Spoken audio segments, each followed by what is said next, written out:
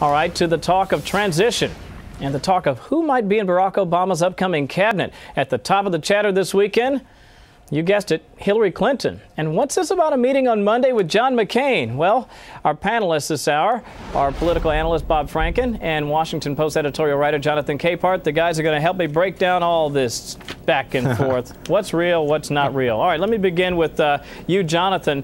What do you make of all the talk about Hillary Clinton possibly ending up as Secretary of State? Well, the interesting thing here is that we've now been talking about it since Thursday, since Andrea Mitchell broke the story, and neither the Clinton camp nor the Obama camp has poured cold water on it. Remember when we went through this with the vice presidential selection process, both sides, particularly the Obama side, poured cold water on that very quickly. So the possibility of Senator Clinton being tapped for Secretary of State, I think, is very, very real. All right, Bob, I'm going to let you throw cold water on this because I think a lot of people are saying, what could he possibly be thinking? But then again, I get, the old Washington saying, right? Better to have the elephant inside the tent than outside the tent. What's your sense? Or a donkey in this case.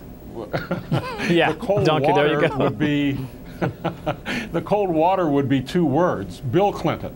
There's going to have to be quite the confirmation hearing if it is Bill Clinton, although Hillary Clinton has been a respected member of the Senate, gets along with her colleagues, so one would expect that she would be confirmed. I'm of the opinion, however, that there's no cold water to throw. The Obama people are well aware that since they've let this go as long as it has and become as ripe as it is, that they really have no choice unless they want to antagonize just about every woman in the United States.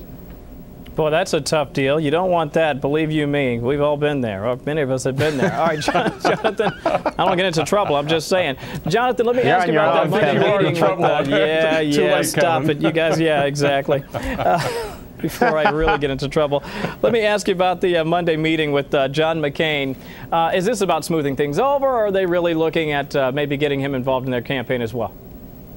I don't know for sure, but this much I do know: the meeting is not going to be one of those quickie photo op sessions of 30 minutes and then out the door. Apparently, this is going to be a meeting that's going to last more than an hour, and I think it's an extraordinary meeting because you have the victor and the vanquished, but you also have two people who talked a good deal during the campaign about reaching across the aisle, about reform and change and new ways of doing things in Washington. And if anything, Senator McCain has, ruffled a lot of feathers within the Republican Party because of his ability to reach across the aisle and his desire to reach across the aisle to get things done. And there's so many things that the president-elect and Senator McCain have in common that they need to work on, chief among them climate change. So there are a lot of things for them to talk about on Monday.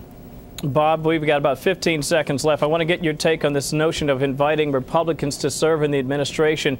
We've seen this happen in history in the past. Good idea, not such a good idea? Well, it's pretty much a given that he's going to do that. I'm less inclined to think that John McCain would be one of them. And I don't get as excited as many people do about the fact that they're meeting. I'll probably take more notice if he decides to have a long meeting with Sarah Palin. Very interesting. I like that. All right, Bob Franken, Jonathan Capehart. Fellas, thank you so much. We'll talk to you again a little bit later.